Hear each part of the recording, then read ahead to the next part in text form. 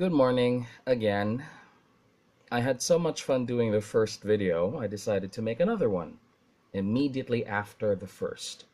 It is 4:31 in the morning, and I am joining National Bookstore's Read Out Loud Challenge. The idea or the goal is to share our love of reading and to encourage more people to be open about that love. This is meaningful to me because, according to NBS, they will set up a library for every 75 videos, and I think this is an easy target. So, as a personal pledge, I will make a minimum of 5 videos. This is the second one. This will be a reading of an edited version of Tolkien's The Lord of the Rings, specifically the Bridge of Khazad Dum. I edited it for seamlessness and to focus on Gandalf. If you haven't watched or read The Lord of the Rings, the idea is the Fellowship have encountered a very dark but also fiery creature known as the Balrog, and Gandalf, their appointed leader, a gray wizard, stands alone against it. Wish me luck.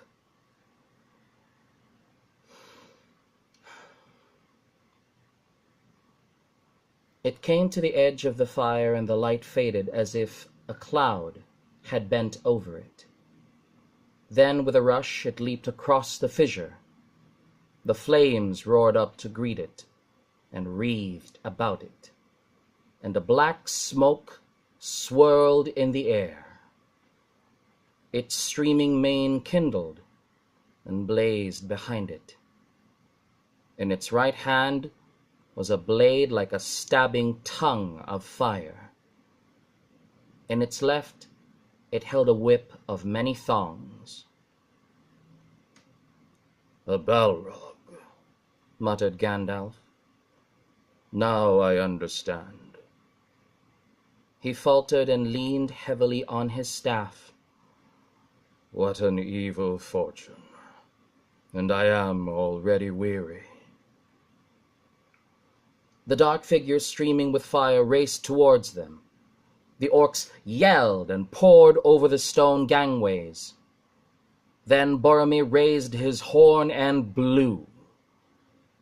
Loud the challenge rang and bellowed, like the shout of many throats under the cavernous roof.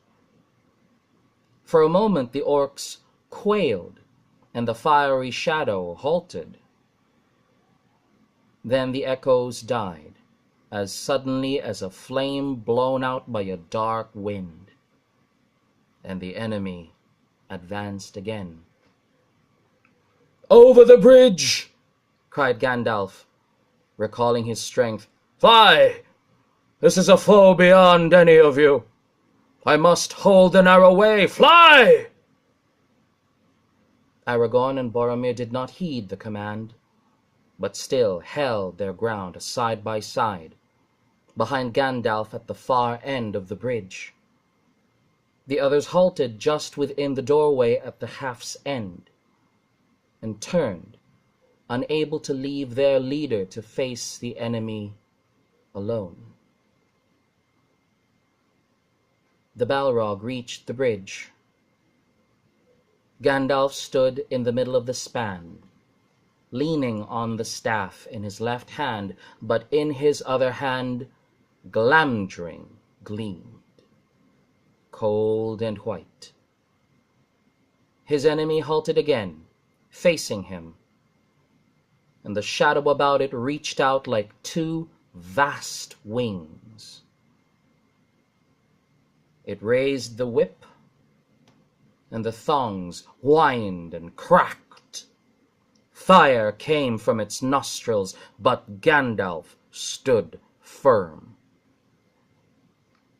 "You cannot pass," he said. The orcs stood still. and a dead silence fell. "I am a servant of the secret fire, wielder of the flame of Anor. You cannot pass! The dark fire will not avail you, flame of Udun! Go back to the shadow! You cannot pass!" The Balrog made no answer. The fire in it seemed to die, but the darkness grew.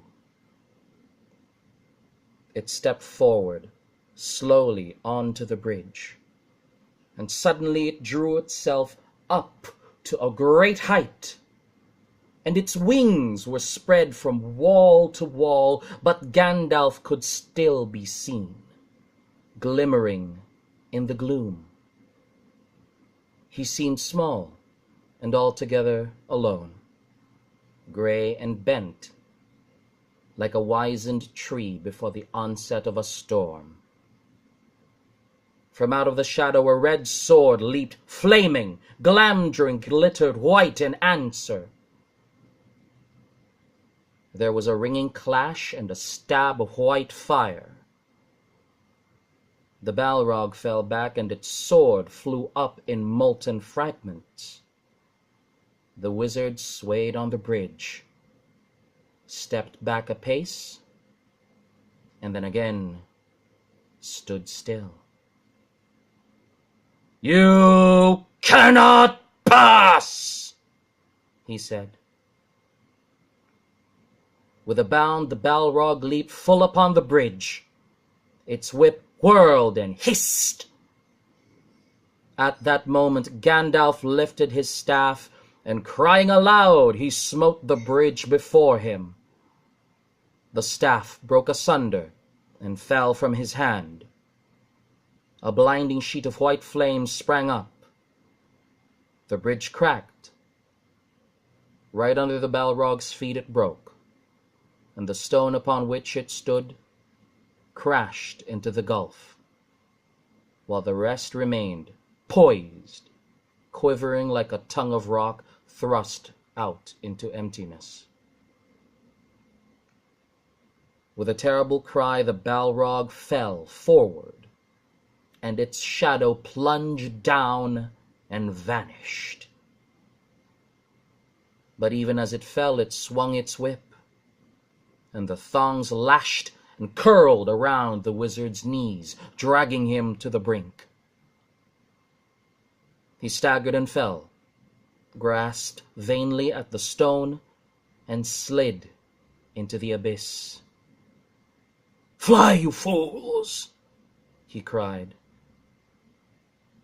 and was gone. The fires went out, and blank darkness fell. The company stood rooted with horror, staring into the pit. Even as Aragorn and Boromir came flying back, the rest of the bridge cracked and fell. They stumbled wildly up the great stairs beyond the door, Aragorn leading, Boromir at the rear. At the top was a wide echoing passage. Along this they fled. Frodo heard Sam at his side, weeping, and then he found that he himself was weeping as he ran. Doom, doom, doom, the drumbeats rolled behind, mournful now and slow. Doom. They ran on. The light grew before them. Great shafts pierced the roof. They ran swifter. They passed into a hall bright with daylight from its high windows in the east. Thus at last they came beyond hope, under the sky, and felt the wind on their faces. They did not halt until they were out of bowshot from the walls, Dimrildale lay about them. The shadow of the misty mountains lay upon it, but eastwards there was a golden light on the land.